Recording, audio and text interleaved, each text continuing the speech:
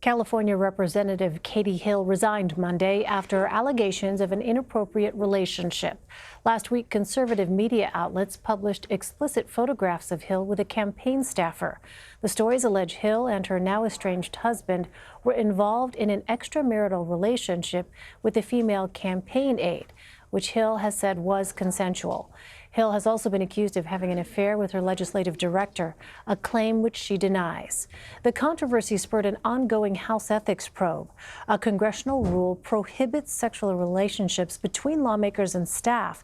The freshman Congresswoman apologized to constituents during her resignation announcement. I made this decision so that my supporters, my family, my staff, and our community will no longer be subjected to the pain inflicted by my abusive husband and the brutality of hateful political operatives. I never claimed to be perfect, but I never thought my imperfections would be weaponized and used to try to destroy me and the community I've loved for my entire life. Hill is in the middle of what's become a very public divorce. Her attorneys are now threatening to sue at least one of the outlets that published the nude photos. They say the Daily Mail breached what are known as revenge porn laws. Those laws prohibit the unauthorized sharing of explicit photos.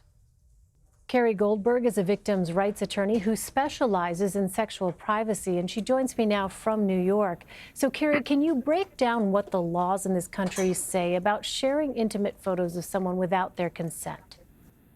Sure. So, at this point, we have 46 states that have non-consensual porn laws, and there's a federal law that is currently, it's been submitted for everyone to look at.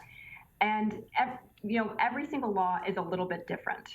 California, like about 12 other states, has both a criminal law and a civil law. So victims can actually take matters into their own hands and seek civil redress. Well, with regard to Hill's case, what are her options in pursuing potential legal action? So she could be seeking criminal liability against whoever has distributed it without her consent, who knew that she had an expectation of privacy. So from the reports that she's made, it sounds as though the original distributor was her ex.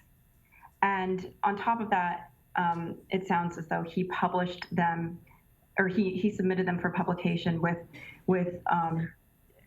Daily Mail. And so she could, if I were her attorney, I'd be seeking liability both criminally and civilly from both all those entities. Well, more broadly, how does the act of sharing private photos of a partner or former partner fit into what you know about abusive relationships? I see it a lot at my law firm. We've helped over hundreds of clients who are in abusive and controlling relationships. And naked pictures are time and time again used as weapons. And they're used when somebody exercises their right to leave a relationship.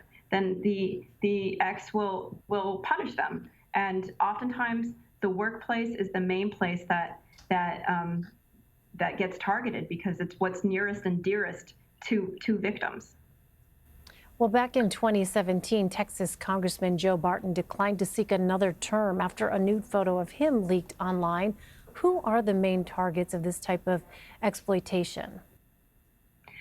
Well, I mean, typically young women are the main targets. This is a very misogynist crime that really capitalizes on the shaming that women already feel.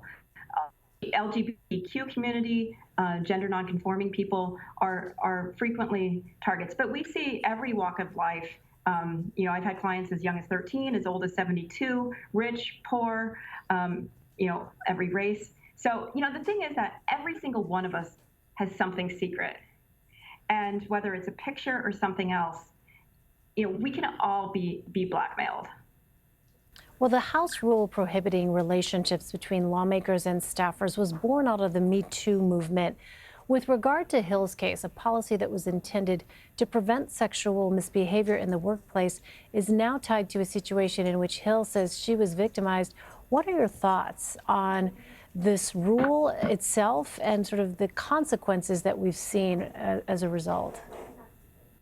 Well, I think the rule is really important. There are many reports of our politicians abusing their power for sexual purposes against more junior employees.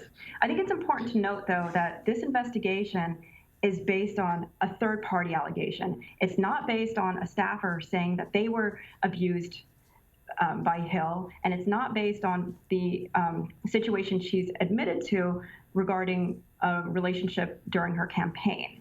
So I think we have a real problem if we're going to be initiating, career-ruining investigations based on complaints that aren't even from victims.